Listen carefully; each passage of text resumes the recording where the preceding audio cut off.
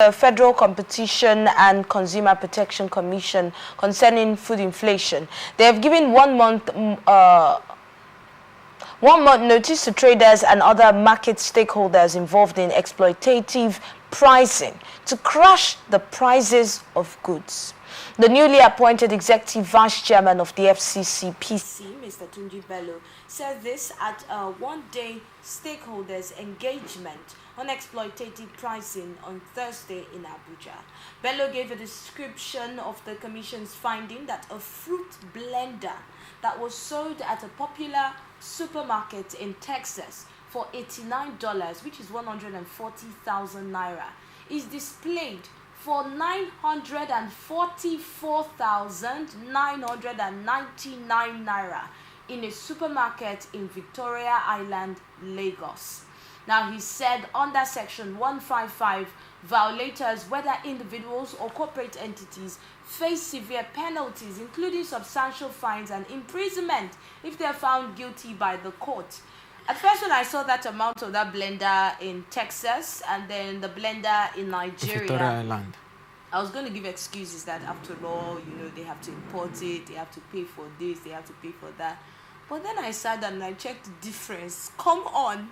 That is, let's say, approximately 150,000 naira. And 1 million naira. Come on. There is no explanation. That is pure exploitation, if you would ask any Nigerian, like he has stated. Yeah. But then, in this same meeting, we had stakeholders, we had associations of the marketers saying that they listed some of the issues that are on ground, like increase in price of fuel, increase in this and that, double taxation, as some of the reasons that prices of goods and services are high.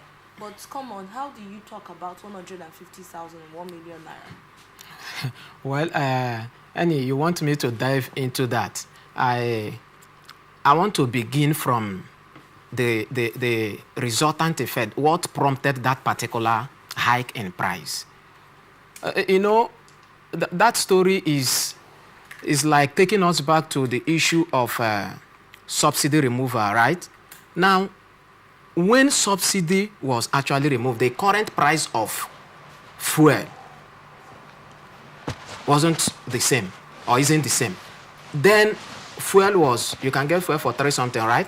370, 400 and something naira. But currently, the price of fuel goes for 800 and something naira, and some places 900 and something naira currently. And believe me, some persons are even, of course, I overheard some keke drivers said that they bought fuel for 1,000 naira. And you can't argue with them. Now, the point is, what has happened to that particular sector, the petroleum sector? What resulted to that sporadic or skyrocketing, consistent skyrocketing increase in price of petroleum? That has a major role to play on every other areas of business activity operation in Nigeria. Of course, the margin is nothing to write home about, 100 and something thousand and then 900 and something thousand. But I shouldn't be moved by that. I shouldn't be moved by that. If you critically look, do a kind of thorough analysis on how the sellers came up, or the supermarkets came up with that particular price, you discover that the cost of transportation was added, tariff for electricity was included, and then rent.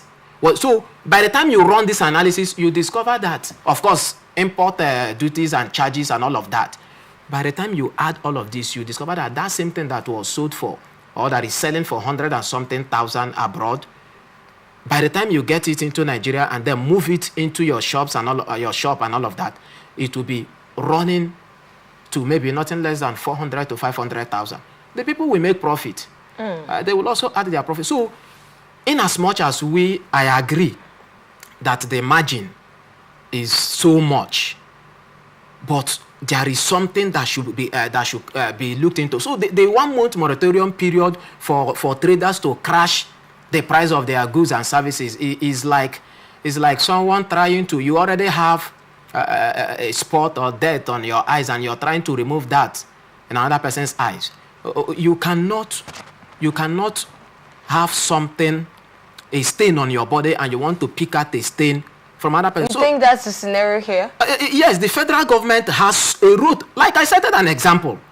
The issue of petrol, when subsidy was removed, the current price from when subsidy was removed, from petrol, and now, check the variation, 300 and something naira and 900 and something naira. Is it the same? So what has happened? Is it not the same Nigeria? Is it not the same statement that we have removed subsidy? So what has actually changed? And that is the responsibility of the federal government to address that particular subsector. You understand the point? So there is no how issue of price can, spontaneously be crashed without something being done on the petroleum subsector. That's my take. But on the he's issue. saying that the culprits will be arrested or asked to pay fine. You see, if that particular policy will stand the test of time, then I see another strong agitation and strike by Nigerians. For instance, a market woman that sells pumpkin that will have to travel, let's say, 5 kilometers or 3 kilometers, as the case may be, to get his pumpkin, will be paying nothing less than 1,000 naira. And then a pumpkin that is supposed to be sold for 100 naira, do you expect that same woman to sell it for 100 naira? No. The cost of transportation will be added.